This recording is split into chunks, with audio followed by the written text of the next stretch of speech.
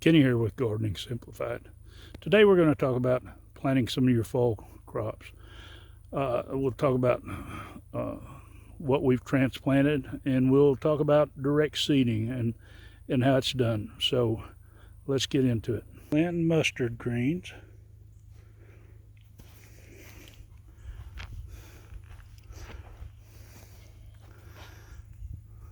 They're easy to seed using a little seeder, handheld seeder. And then once we've taken and sown them, they're easy enough to just cover back up.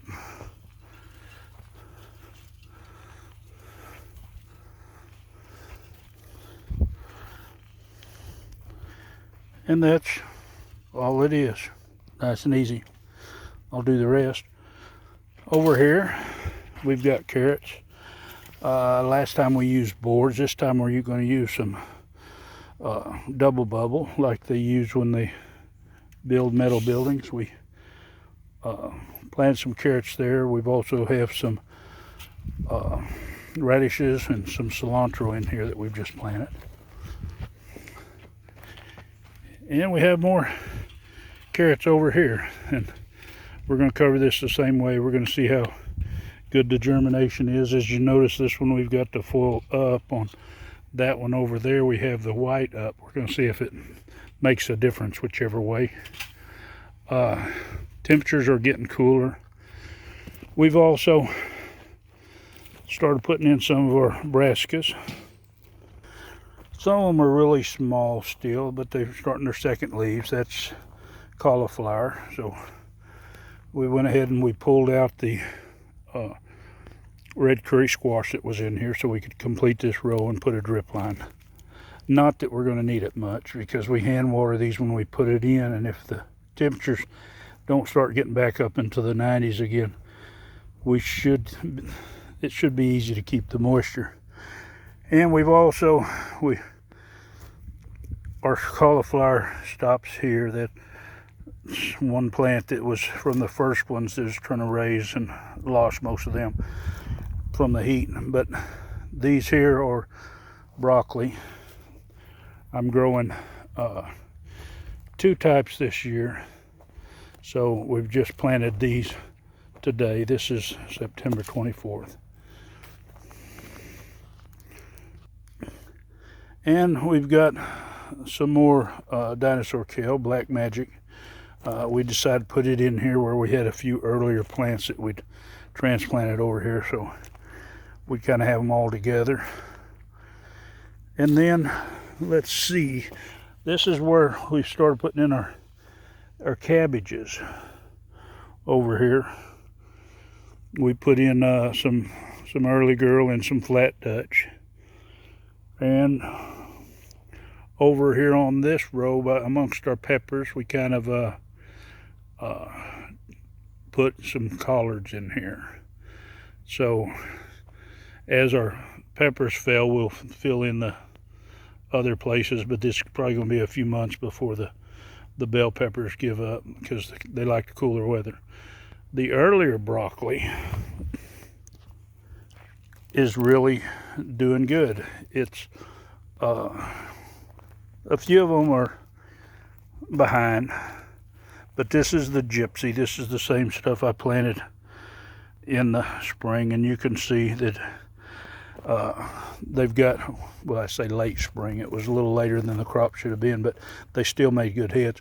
But these here are growing like crazy and should have a good crop. But what I'm going to do is I'm trying these two different types. I'm trying the gypsy and this other one, and right off I don't remember what the name was, but to see which one makes the best head and which one has the best flavor. All right, we have our spinach planted in, well, the left row, the one to the right here, probably to about this point here. We have spinach down that way, and then we have kale down this way, same distance as the beds next to it. This we had planted turnips. We'll raise these mainly to grow turnips. Normally we just grow greens, but these will be for turnips. We have mustard over here. This is green leaf mustard. And then over here we have the Japanese giant red leaf mustard. These seeds were free seeds sent by Baker Creek, and we've never grown it before, so why not put some out and let's just see how good it grows and how it tastes.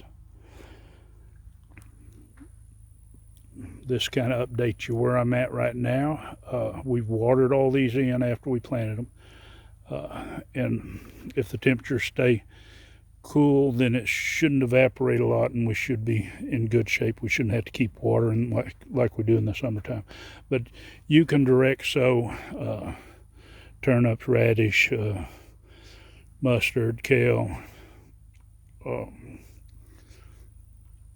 spinach. A lot of your greens will direct seed, and your greens will take lower temperatures.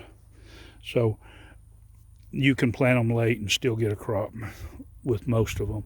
Sometimes, such as turnips and stuff, it might hurt the leaves a little bit, but if you're going to eat the turnip itself, it'll do fine for fairly cold temperatures. And I'll do a separate video on winter crops and the temperatures.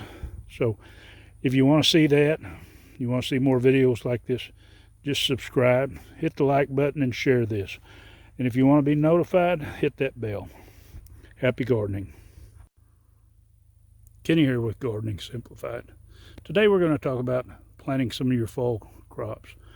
We'll talk about what we've transplanted, and we'll talk about direct seeding and how it's done. So let's get into it.